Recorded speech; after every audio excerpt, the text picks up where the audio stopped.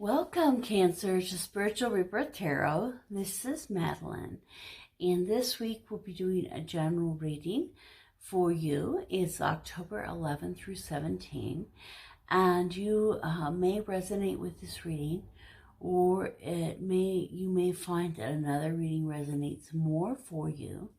So you can take a look at that. If this does resonate, please like and subscribe and share. And subscribe to the channel. That would be really great. I'm going for 1,000 subscriptions by the end of the month. And so anything with that, share with your friends and like. And help this channel to be able to grow. And that would be really great.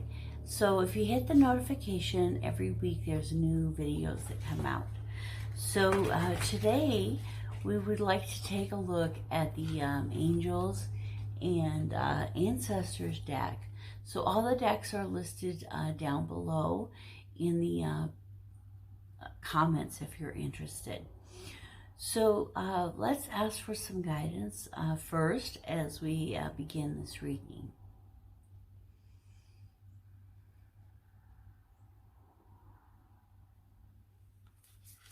Okay, so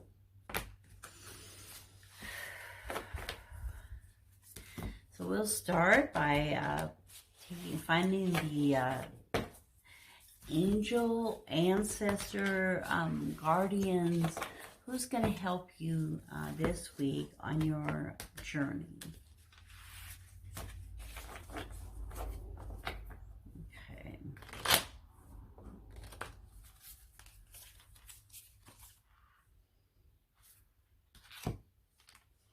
Okay, Cancer, it's the High Priest, intend and create. It has a hawk, which often points to being able to see more clearly, or to, co-create and those kind of things. So while we're here on this earth, we are here. Most of us here are for the purpose of co-creating with Source and helping to learn how to create and how to grow and all those kind of fun things. So if you listen to Abraham Hicks on the YouTube, they talk a lot about connecting with Source, being up in the higher vibrations. And as we do that, being able to co-create. So intend and create. And so the High Priest is here to remind you this week to bring your intention forward. And, in the Bible it says, ask and you will receive. And so by asking, we're able to receive. And so the High Priest helps you to ask the Source and ask the creator of all that is to help you in co-creation. So let's take a look at the energies for this week with the tarot, with the High Priest as your guide.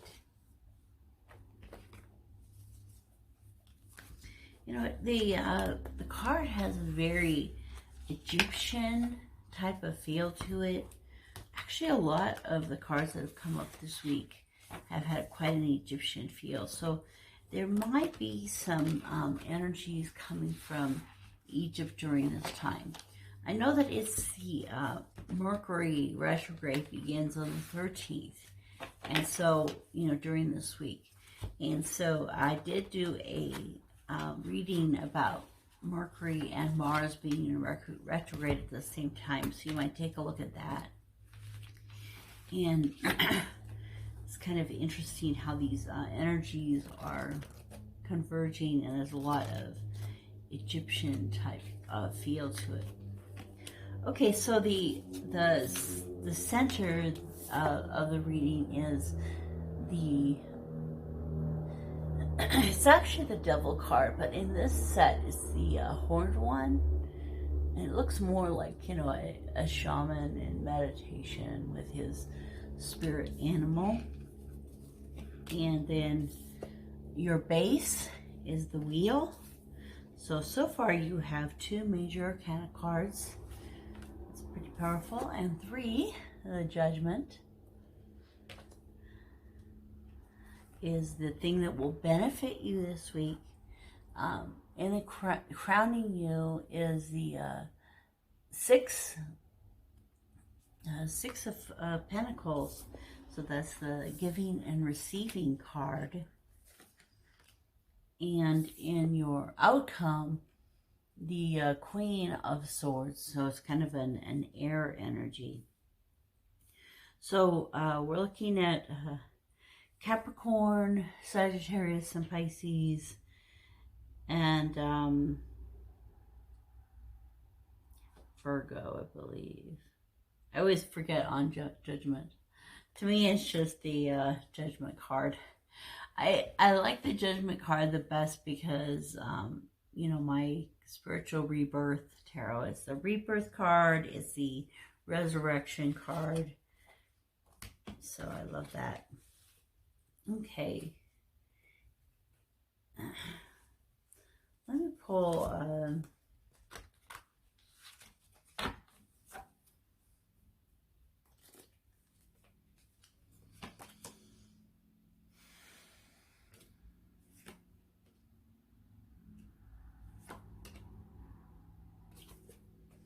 okay.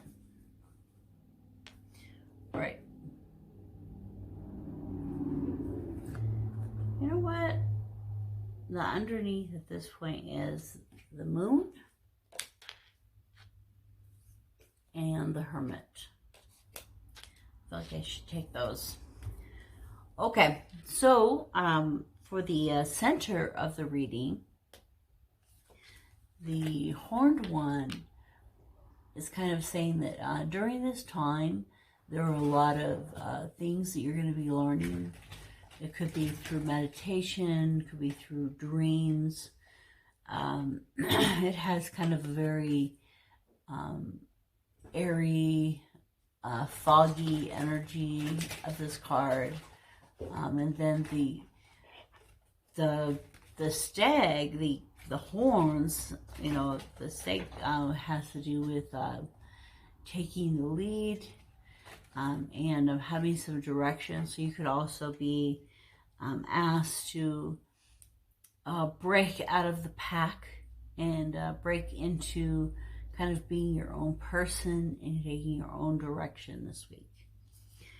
And so the central energies have to do with moving forward. So it could be like your intent that you are having to break from the pack in your intent this week. And as you do that, you will be benefited by divine timing.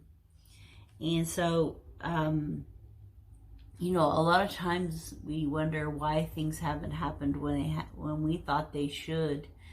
I think that happens with me all the time. Like, why isn't this happening now? Because I manifested it now. It should be now. But we place the intent and then we create. And what comes to us is always the vibration that we're at. And so the wheel gives us an opportunity for change and growth and moving forward kind of onto that next plane. Abraham Hicks talks about being on discs, and this kind of reminds me of that disc, the disc of energy and momentum that you can move up in levels of vibration. So as you do that, you know, you don't want to remember that you're here, you don't want to forget that you're here on this earth, you know, to live. But at the same time, you know, setting that intent and increasing that vibration, the wheel will help you accomplish that. So that's the foundation. And so as you break from the path, you trust in change that is occurring in your life. The thing that's going to benefit you is really looking into your past. And, you know, it's kind of like when you die, your whole life flashes before your eyes. So maybe in a way this week, your whole life will flash before your eyes, but in a different way. You know, as you set your intent and you walk into this new space, kind of a realization of everything is going to come to you, and that'll help you to have a new birth and a new direction. So the crown here is talking about both giving and receiving, and it's very important as you know, healers, especially, you know, healers in this world. If we're you know, givers in this world, whether it's, you know, how we're, and most of the time, you know, empaths, we're givers and healers and guides, and we're always giving out. But if we aren't also receiving of those blessings, we really will become depleted. You know, you can kind of imagine like a skeletal person that has given so much, they don't have anything left. And so you don't really want to end up in that situation. And so you want to always be receiving as much as you're giving. So if you're in a, you know, a love type relationship, let's say like a romantic relationship, you know, you'll have to remember that you don't want to just be giving, you want to also be receiving, but you don't want to be the only one receiving and not part of the giving. And so, you know, sometimes they'll say, well, you know, opposites attract or things like that, but that's not necessarily true. You don't want an opposite. You don't want them to always give and you to always take, or vice versa. So you kind of are both becoming whole, and as you come together as two whole people. So that may be part of the intent and the learning this week, is how to become more of a whole person in your relationships. And so the outcome is the Queen of Swords. So it could be that somebody comes into your life that is, although they're a little abrasive and a little bit strong in their personality, they really can bring a lot of grace and kindness. It could also be that there are some truths that you'll be learning in this process of your life flashing before your eyes. So this time of contemplation, prayer, meditation, listening to your dreams is going to be very important. It will kind of force you to step out of the mold and step into a new place this week. And so what the underlying, your higher self, your, you know, your subconscious is trying to tell you is, you know, there are things that are hidden there. And that the things that are hidden will best come out through meditation. And through meditation, your mind will begin to think of things, or grasp things that it hasn't thought of before. You could have downloads. And you know, another thing that I found is really beneficial is taking a shower. And during the shower, really just focusing on relaxing your mind and going up to the universe, and that the water washing down on you is the love, you know, and blessings coming into you. And so it's a way to be receiving that energy, because the cool thing is we receive the energy from the source. So the source will pour onto us the energy that we need to be able to give to others. But we need to spend time and effort for ourselves and really receiving in order to be able to give. And so there are even different ways that you can kind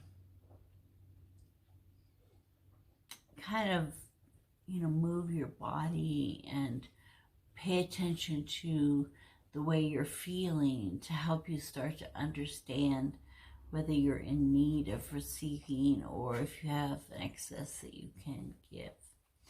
You can also like stand there and pull energy up through the center of the earth into you, and fill yourself up and kind of feel that energy filling you. Okay, so there are actually quite a few signs here that people that may be helping you during this week. We have Capricorn, Pisces, Sagittarius, Virgo, and Cancer. So, and that may be more of you, with the moon. So remember that you're always affected by the moon. So when the new moon is coming, I think at the end of the week, and I always do a live for the moons for the new moon. It's on for the full moons over on Facebook. So you can check those out. But during that time, especially for you, Cancer, things will be a little bit more prominent and noticeable because the moon pulls on your energy because you are more connected with it than most people. So thank you so much for coming over to this video. Please, again, subscribe to the channel. That'll mean so much. Like and share the video with your friends, people you feel this message would resonate with. Go with the High Priest this week to create intention and to co-create with Source. Listen to some of the Abraham Hicks on the internet. That'll be really great for you. And we will be doing an extended, and the extended talks about the different zodiac signs, as well as hopes and fears, blocks that you may have this week, and your higher messages from your higher self. So the link for the extended is below, and I'll see you over there for that.